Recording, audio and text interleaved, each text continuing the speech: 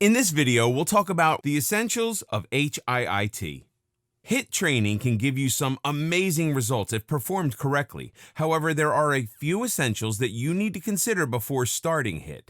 For instance, features like the duration of this routine, the equipment you require, and the extent to which you need to go in terms of intensity of the workout are important. What equipment to use in HIIT? Beginner HIIT training can be fairly effective with just your body weight. But as you move along, you may want to introduce some equipment into your routines.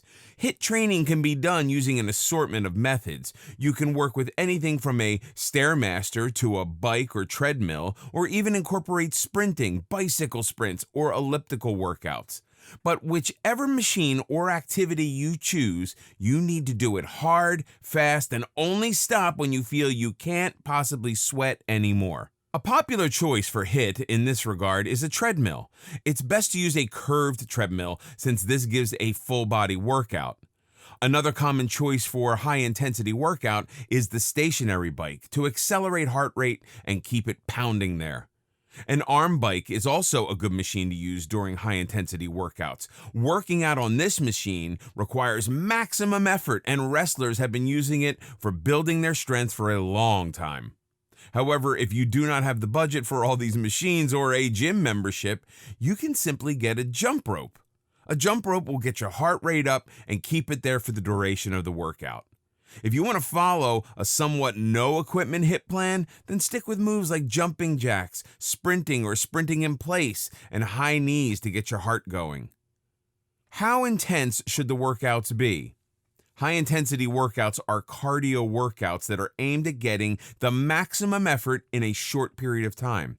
The key is to keep the intensity levels at the maximum. But for the workout to be effective, you need to determine your own intensity level. For a beginner, the intensity of a HIIT routine will be different from someone who's been doing it for a while. The sets are short in duration, ranging from 20 to 90 seconds, but they require full body force. If you feel that you can continue a routine for more than 30 minutes, then chances are that you are not working out at maximum intensity. HIIT is more popular as compared to other methods because it burns calories more quickly. It's been seen through research that the more intense a workout is, more quickly the fat is burnt. Normally, fitness experts judge the intensity level suitable for a person using the RPE scale, or the rate of perceived exertion scale. This scale basically has a 1 to 10 spectrum, with 10 being the point where you give the workout everything you've got.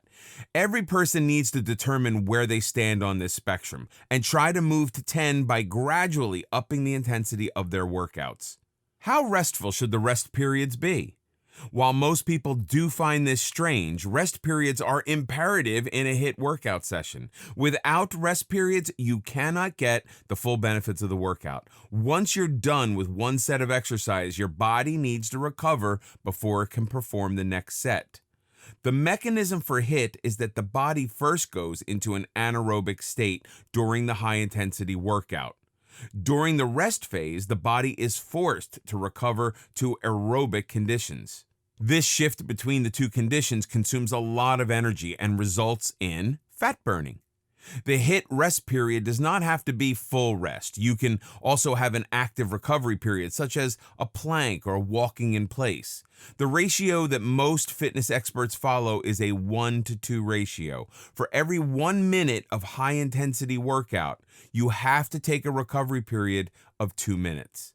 To see if your workout is going well, you need to see if you can talk and exercise at the same time. If you have the energy left to talk while working out, then there's something you're not doing quite right. As you progress and your body becomes used to high-intensity workouts, you can make some changes in the sets and rounds of sets. You can either add another set to your workout plan, or you can decrease the recovery period between the sets.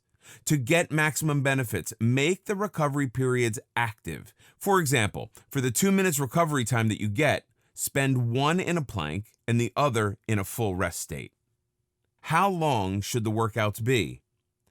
The duration for a HIIT workout will vary from one person to the next. It also depends on the kind of workout you're doing. For example, a Tabata session lasts for only 4 minutes. This routine was developed by a Japanese scientist and is very popular among the HIIT group. Normally, a high-intensity training session can last for up to 30 minutes. However, you don't have to work out constantly for 30 minutes. Break up your workout session into working time and recovery time, or split the workout into 2 to 3 workouts. Make every workout for 6 to 7 minutes and incorporate recovery time in between to make the total duration up to half an hour. If you do not have a recovery time in between, you will most probably get bored of doing the same thing again and again. Plus, overdoing high-intensity workouts can be problematic since it may result in injury. As such, you have to plan out your workout properly. How frequently should you do HIIT workouts? You cannot do HIIT workouts every single day because it is practically impossible to get maximum results by daily workout sessions. If you do high-intensity workouts every single day, it can pose the risk of injury. This can also happen because you're not giving your muscles and the entire body enough time to repair before diving into another wear and tear session. If you're doing too much of it, your mind will also not be on the same track. You're bound to feel fatigue, and that will affect the performance in subsequent workout sessions. It's advisable to perform HIIT 2 to 3 times a week. The key is to give your body a 1-day recovery time between the sessions. For example, if you're doing intense leg workouts, you will not have sufficient energy to work out the very next day. So keep the next day for rest or do some light yoga instead.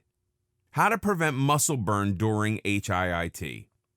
The aim of a HIIT session is to burn fat and not muscle. Therefore, to prevent muscle burn, there are a few things that need to be considered. Firstly, it's absolutely essential to take rest days. These days will give your body and your brain a chance to recover and prepare for the next workout session. Another important factor to consider is nutrition. To benefit from any workout, it's important for the workout to be coupled with proper nutrition. You need to take in ample amounts of proteins as they aid in the repair process of the body. Protein supplements are also a great way of preventing muscle burn. They contain amino acids that are then used by the body as building blocks for repairing damaged muscle fibers or to make new ones. Fitness pros also recommend getting sufficient sleep. Your body heals itself while you sleep. Proper sleep will keep you active for the next workout and also give the body some time to repair itself before the next session. So, to reap the maximum benefits of a HIIT workout session, it is imperative to know the basic dynamics of the routine. The duration, intensity, and rest periods are all important factors that need to be kept in mind when performing high-intensity workouts. Neglecting even one of these factors can cause the workouts to give results that may not be effective.